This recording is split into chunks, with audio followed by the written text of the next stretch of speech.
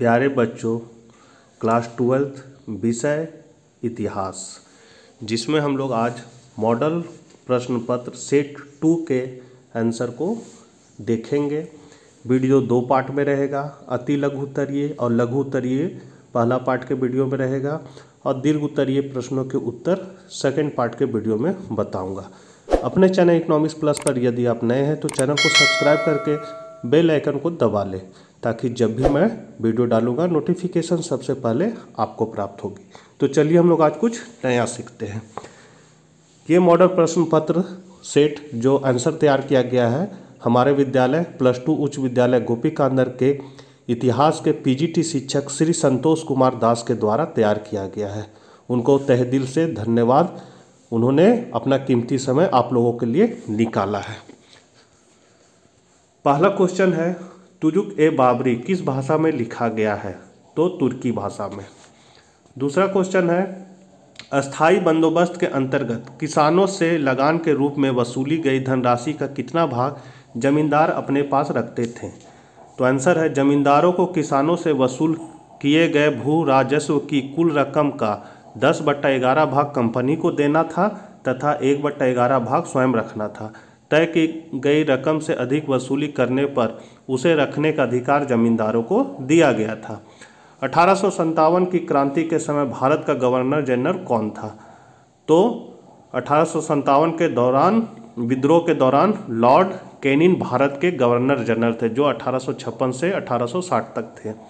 चौरी चौरा घटना कब और किस राज्य में घटित हुई थी? तो चौरी चौरा कांड 4 फरवरी 1922 को ब्रिटिश भारत मतलब भारत गुलाम था ब्रिटिश का, में तत्कालीन संयुक्त प्रांत वर्तमान में उत्तर प्रदेश के गोरखपुर जिले के चौरी चौरा में हुई थी।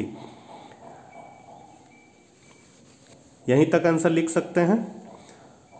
मुस्लिम लीग की स्थापना कब और कहाँ हुई थी? तो 30 दिसंबर 1906 में ब्रिटिश भारत के दौरान ढाका वर्तमान में बांग्लादेश में ऑल इंडिया मुस्लिम लीग की स्थापना हुई थी। अकबर ने फतेहपुर सीकरी में बुलंद दरवाजा का निर्माण किस उपलक्ष्य में किया था? तो बुलंद दरवाजे का निर्माण सम्राट अकबर ने गुजरात पर विजय प्राप्त करने की स्मृति में 1602 ईस्वी में करवाया। 7वां नंबर क्वेश्चन है, भारत छोड़ो आंदोलन की शुरुआत कब हुई? तो भारत छोड़ो आंदोलन द्वितीय विश्व युद्ध के समय 8 अगस्त 1942 को आरंभ किया गया था। लघु उत्तरीय प्रश्न में है 8वां नंबर क्वेश्चन, दीन-ए-इलाही से आप क्या समझते हैं? तो दीन-ए-इलाही 1582 ईस्वी में मुगल सम्राट अकबर द्वारा एक सोच थी जिसमें सभी धर्मों के मूल तत्वों को डाला। इसमें प्रमुखतः हिंदू एवं इस्लाम थे। अल्लाहु अकबर शब्द के अर्थ है अल्लाह मतलब ईश्वर महान है या अल्लाह ईश्वर सबसे बड़ा है। दीन-ए-इलाही सही माने में धर्म न होकर एक आचार संहिता समान था। इसमें भोग, घमंड, निंदा करना या दोष लगाना वर्जित थे एवं इन्हें पाप कहा जाता था। दया, विचारशीलता और संयम इसके आधार स्तंभ थे। अगला क्वेश्चन है, संथाल और पहाड़ियों के बीच लड़ाई हल और कुदाल के बीच लड़ाई थी, सिद्ध कीजिए। तो आंसर है, पहाड़ियाँ लोगों की आजीविका तथा संथालों की आजीविका में अंतर विभिन्न उदाहरणों द्वारा स्पष्ट किया जा सकता है। पहाड़ी लोग की खेती कुदाल पर आधारित है। ये राजमहल की पहाड़ियों के इर्द गिर्द रहते थे। वे हल को हाथ लगाना पाप समझते थे, मतलब पहाड़ी लोग पाप समझता था। वहीं दूसरी ओर संथाल हल की खेती यानी अस्थायी कृषि सीख रहे थे। ये गुंजारियाँ पहाड़ियों की तलहटी में रहने वाले थे। पहाड़ियाँ लोग झूम खेती करते थे और जंगल के उत्पादों से अपना जीविकोपार्जन करते थे। जंगल के छोटे से भाग में झाड़ियों को काटकर तथा घास फूस को जलाकर वे जमीन साफ कर लेते थे। राख की पोटाश से जमीन पर्याप्त उपजाऊ बन जाती थी। पहाड़ियाँ लोग उस जमीन पर अपने खाने के लिए विभिन्न प्रकार की दालें और ज्वार बाजरा उगाते थे। इस प्रकार वे अपनी आजीविका के लिए जंगलों और चरागाहों पर निर्भर थे। किंतु संथाल अपेक्षाकृत अस्थायी खेती करते थे। ये परिश्रमी थे और इन्हें खेती की समझ थी, इसलिए जमींदार लोग इन्हें नई भूमि निकालने तथा खेती करने के लिए मजदूरी पर रखते थे। तीसरा है, कृषि के अतिरिक्त शिकार व जंगल के उत्पाद पहाड़ियाँ लोगों की आजीविका के साधन थे। वे काठ कोयला बनाने के लिए जंगल से लकड़ियाँ एकत्रित करते थे। खाने के लिए महुआ नामक पौधे के फूल एकत्र करते थे। जंगल से रेशम के कीड़ों के कोया एवं राल एकत्रित करके बेचते थे। वहीं दूसरी ओर खानाबदोश जीवन को छोड़कर एक स्थान पर बस जाने के कारण संथाल अस्थायी खेती करने लगे थे। वे बढ़िया तंबाकू और सरसों जैसी वाणिज्यिक फसलों को उगाते थे। परिणाम स्वरूप उनकी आर्थिक स्थिति उन्नत होने लगी और वे व्यापारियों एवं साहूकारों के साथ लेन देन भी करते थे। चौथा है, पहाड़ियाँ लोग उन मैदानी भागों में बार बार आक्रमण करते थे जहाँ किसानों द्वारा एक स्थान पर बसकर अस्थायी खेती की जाती थी।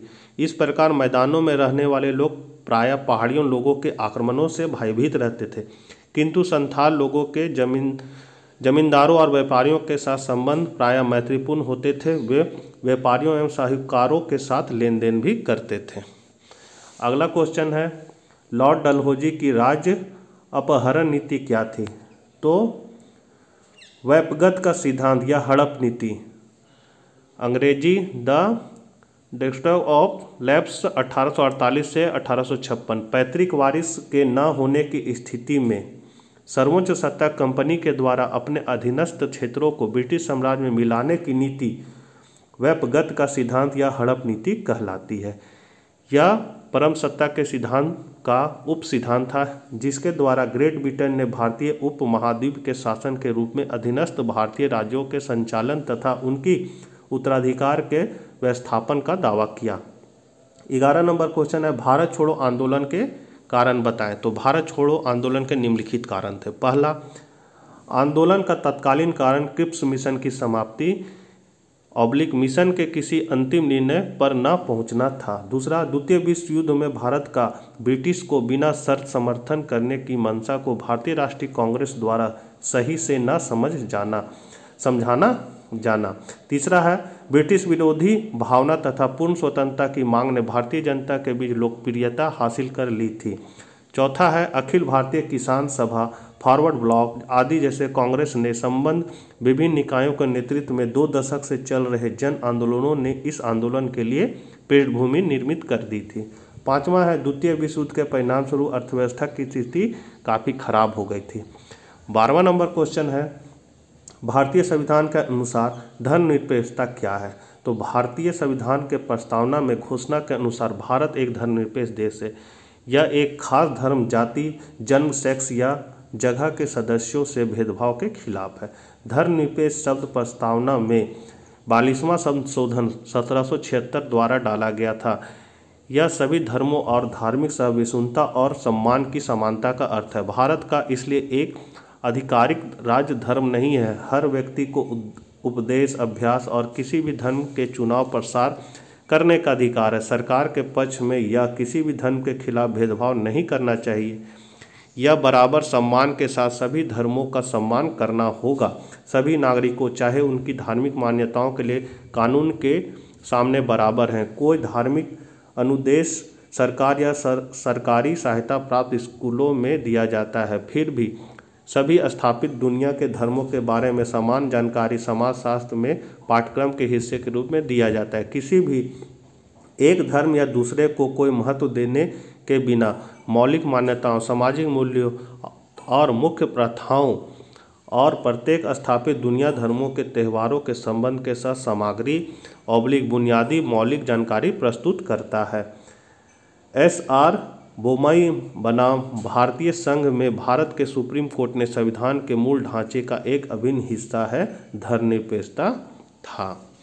13 नंबर क्वेश्चन है, मुगल मनसबदारी व्यवस्था से आप क्या समझते हैं?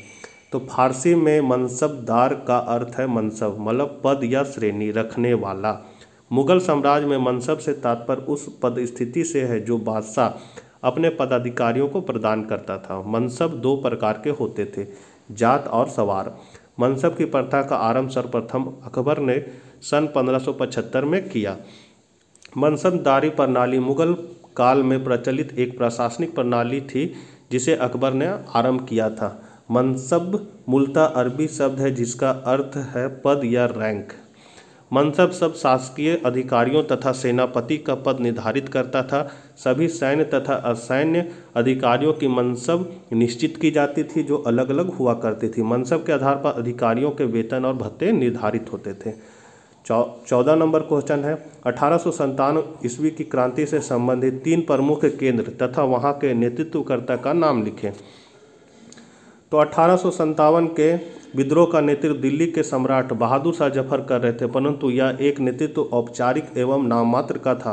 विद्रोह का वास्तविक नेतृत्व जनरल बख्त खां के हाथों में था, जो बरेली के सैन्य विद्रोह के अगुआ तथा बाद में अपने सैन्य साथियों के साथ दिल्ली पहुंचे थे। बख्त खां के नेतृत्व वाले दल में प्रमुख रूप से 10 सदस्य थे, जिनमें से सेना के 6 तथा 4 नागरिक विभाग से थे। यह दल या न्यायालय सामठ के नाम से सार्वजनिक मुद्दों की सुनवाई करता था। कानपुर में अंतिम पेशवा बाजीराव द्वितीय के दंतक पुत्र नाना साहेब सभी की पसंद थे। उन्हें कंपनी ने उपाधि एवं महल दोनों से वंचित कर दिया था तथा पूना से निष्कासित कर कानपुर में रहने पर बाध्य कर दिया था। विद्रोह के पश्चात नाना साहब ने स्वयं को पेशवा घोषित कर दिया था तथा स्वयं को भारत के सम्राट बहादुर शाह के गवर्नर के रूप में मान्यता दी। 27 जून 1857 को सर यू व्हीलर ने कानपुर में आत्मसमर्पण कर दिया। किंतु 1857 के विद्रोह में इन सभी नेतृत्वकर्ताओं में सबसे प्रमुख नाम झांसी की रानी लक्ष्मीबाई का था, जिसने झांसी के में सैनिकों को ऐतिहासिक नेतृत्व प्रदान किया। झांसी के शासक राजा गंगाधर राव की मृत्यु के पश्चात लॉर्ड डलहौजी ने राजा के दंतक पुत्र को झांसी का राजा मानने से इनकार कर दिया था तथा व्यपगत के सिद्धांत के आधार पर मतलब हड़प नीति के आधार पर झांसी को कंपनी के साम्राज्य में मिला लिया। तदुपरांत गंगाधर राव की विधवा महारानी लक्ष्मीबाई ने मैं अपनी झांसी नहीं दूंगा का नारा बुलंद करते हुए विद्रोह का मोर्चा संभाल लिया। फैजाबाद के मौलवी अहमद उल्ला 1857 के विद्रोह के एक अन्य प्रमुख नेतृत्वकर्ता थे। वे मूलतः मद्रास के निवासी थे। बाद में वे फैजाबाद आ गए थे तथा 1857 विद्रोह के अंतर्गत जब अवध में विद्रोह हुआ था, तब मौलवी अहमद उल्ला ने विद्रोहियों को एक सक्षम नेतृत्व प्रदान किया। रोहिलखंड के पूर्व शासक के उत्तराधिकारी खान बहादुर ने स्वयं को बरेली का सम्राट घोषित कर दिया था। कंपनी द्वारा निर्धारित की गई पेंशन से असंतुष्ट होकर अपने 40,000 सैनिकों की सहायता से खान बहादुर ने लंबे समय तक विद्रोह का झंडा बुलंद रखा। अब विद्रोह का केंद्र और उसके नेता कौन थे? तो दिल्ली में थे जनरल बख्त खां, कानपुर में नाना साहब, लखनऊ में बेगम हजरत महल, बरेली में खान बहादुर, बिहार में कुंवर सिंह, फैजाबाद में मौलवी अहमद उल्ला, झांसी में रानी लक्ष्मीबाई और ग्वालियर में तात्या टोपे। तो बच्चों, वीडियो को ज़्यादा से ज़्यादा शेयर कीजिएगा। दीर्घ उत्तरीय प्रश्न नेक्स्ट वीडियो में बताएंगे। तब तक के लिए आज्ञा दीजिए। जय हिंद, जय भारत।